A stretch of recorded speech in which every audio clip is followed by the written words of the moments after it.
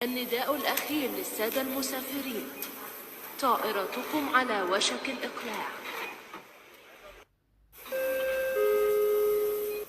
النداء الأخير للسادة المسافرين: طائرتكم على وشك الإقلاع.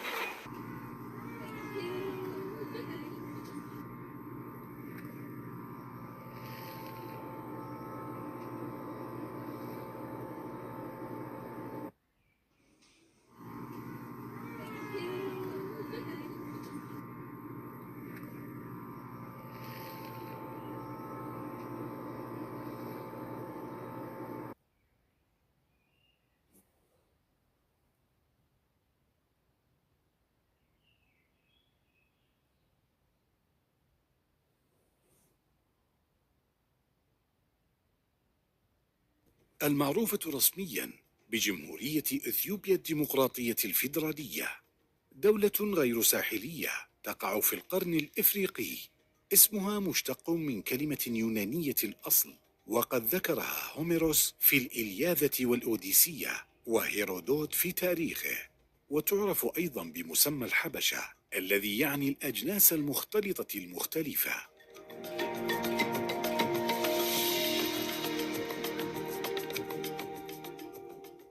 عاصمتها أديس أبابا، وتعني الزهرة الجديدة. هي موطن مملكة أكسوم القديمة، وعثر فيها على أقدم هيكل بشري عمره يتجاوز 4 ملايين عام. تعتبر ثاني أكبر دول القارة السمراء سكاناً، وتتنوع تضاريسها بين المساحات الشاسعة من الأراضي الخصبة والغابات والأنهار وسلاسل الجبال، وبها العديد من الموارد الطبيعية الغنية.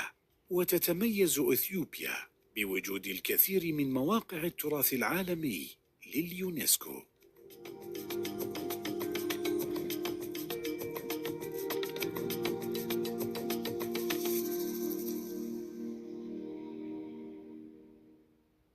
አረቢያ ነዋሪዎቿ ኢቃማቸውን እንዲያድሱ ፈቀደች።